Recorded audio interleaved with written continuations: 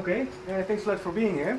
I'll have about 12-13 minutes to give you a little bit of background on why would we be interested in performing all this research in this topic. So I work at the Delft Haptics lab at the Delft University of Technology. That's in the Netherlands, tiny country in Europe. So why are we working on telerobotics? So there's many possible reasons why you would work on this, and so maybe a famous one in the media would be the telerobotics used in Fukushima, where here you see a robotic arm that's trying to open the door, which was very difficult to do there. And so the reason why we can't have humans there is obviously there's high amounts of radiation, and so this was actually what happened. So we had a human that was further away but still pretty close. They still had to wear a radiation suit, and the way they interacted with this robot was through laptops and something like a game controller almost. And so kind of very sophisticated technology on this side, but the interface is perhaps a little bit primitive. And so the thing is, humans are still needed. So there's not enough intelligence in the robots to be fully autonomous. So we need humans to interact with them anyways. And so what's the best way to do this? And so then there's many questions. So what's the ideal control interface? How we should design that? What kind of feedback do humans really need? Is haptics important, or is it maybe only important in certain cases? And how do we deal with making a good link between the human here and the telerobotic system there, with control and time delays, etc., etc. So if you look at the telerobotic history, I saw this slide first in one of your presentations, Brent. And then I shamelessly stole it. So this is from February 1925.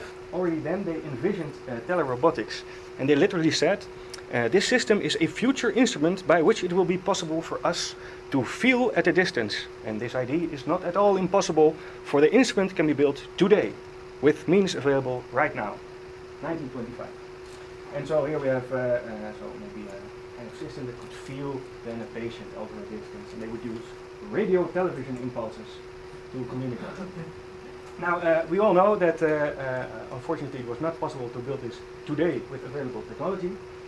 And if you look at actually what's recognized as the first telemanipulation system, Ray Gertz here, it was actually not using radio television impulses, but it was physically linked through the wall manipulated. And so that means that there was a physical interaction, and you could feel how forces and positions were linked. Obviously this limits the system as well, right? And so in the years afterwards, with the coming of mechatronics, we could cut this physical link, just like with fly-by-wire or steer-by-wire. So now you control by wire. And that looks more or less like this. So telerobotic systems, normally we would like the human to directly interact with some kind of environment. Now we can cut the physical link and then take it apart. And then we need something in between, and this is what we call the telemanipulator. So just to define things. And so it consists of a master that the human is holding and a slave that's in contact with the environment, and then we need to somehow make some kind of controller in between. And so this is a telemanipulator. Master, robot, coupled to a slave via controller. And so it's important to look at this tool and make it as good as possible. But what's also really important actually is how this whole system is connected. For a human using that tool to do something useful in an environment. And that's what we call the connected telemanipulator. So that's a human coupled to this environment using the telemanipulator. And so now that it's decoupled and you can re-engineer the coupling, that's good and bad, right? So it has benefits and limitations. So you somehow need to re-engineer some kind of physical link to ensure that positions are matched and forces are matched to some extent. But on the other hand, by decoupling it physically, you can also allow scaling or amplification or filtering or augmentation, guidance, or so there's many more things possible. So it's difficult to do this, but there's also many possibilities here. That's, I guess, the nice thing of telerobotics. However, now it's an open issue. So if we can design anything we want, what is actually the best way to design these kind of telemanipulation systems to ensure good performance? If only we knew. Right, so there's kind of, you could say, if I exaggerate things, there's two camps. Right? So there's the kind of the human camp, we see it in the conference as well, who are maybe more busy with perception and motor control, trying to understand how we deal with controlling systems, and maybe you could say that we are essentially also kind of a telemanipulator, where our brains need to somehow communicate to our limbs that are actually physically interacting. There's time delays there as well, so how do we do that? And on the other hand, you have the engineers that say, well, okay, I want to make these kind of systems, and I want to ensure good control, and how do I deal with stability and performance, and how should I design the mechatronics of these devices? And you see here a nice big gap, right? So I like exaggerating. So what we try to do with H-Haptics is to understand how these, let's say, low-level properties, how they influence behavior at a higher level. And what I mean with that, in the end, we want to somehow improve task execution, practically, for practical tasks. And so that, you could say, is kind of the focus of this H-Haptics program that we were working on, trying to bridge the gap between humans on one hand and engineers on the other hand, and try to somehow together realize better understanding of what's important if you want to improve task execution. So how do you evaluate these kind of systems, or how do you make sure that you design for this? So for performance, so how do you quantify what is performance, what is good telemanipulation? Is it maybe accuracy or speed or production or something? And control effort, how do we deal with that, and mental load? So it's also kind of difficult as soon as humans are involved to say, to optimize systems or have a nice optimization criteria. So that's what we're trying to find out in this program. And so in this tutorial, we hope to say something to you about this open research question, which is how to design telerobotic systems that best enable humans to actually perform practical tasks. And so then what is optimal in terms of hardware and software and assistance and feedback, but also maybe what is good enough. Maybe the systems don't need to be absolutely perfect.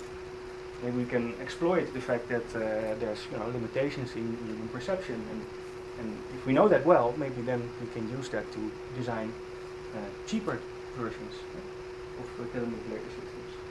And so when you think about answering this question, then the usual answer is, what's the best way to design it? Well, then everybody will tell you, depends. All tasks are different. So you can't say this is the best system. It really depends, which is very true, I think. But also it's a little bit unsatisfying. And so I have the feeling that there is some links between different kinds of applications, that maybe there's some groupings of certain types of tasks that you could say, well, if we have these kind of tasks, then perhaps we should think of this kind of design. And so if we don't do that, we end up with the same problem, that there's no really a theory for human-in-the-loop design and evaluation of these kind of telerobotic systems. And therefore, what we do is trial and error, or heuristic kind of design and evaluation. So everybody does it all over again, and when we publish, then I use these kind of performance metrics and these kind of tests, and then somebody else uses different ones, and it all depends. And so what I guess what we would like to try and do with this program is to give you today an integrated view of how we think human-centered design and evaluation could be for telerobotics, and also give you some tips and tricks on what we learned in the program that hopefully are useful to you. And as you can imagine, we want to use all this stuff to kind of kick-start a nice discussion on if we can go beyond it all depends. So what makes telerobotic tasks so very difficult? We'll talk about that more later, but so it's partly the difficulties imposed by the task of the slave robot in the environment. So that's part of why it's difficult.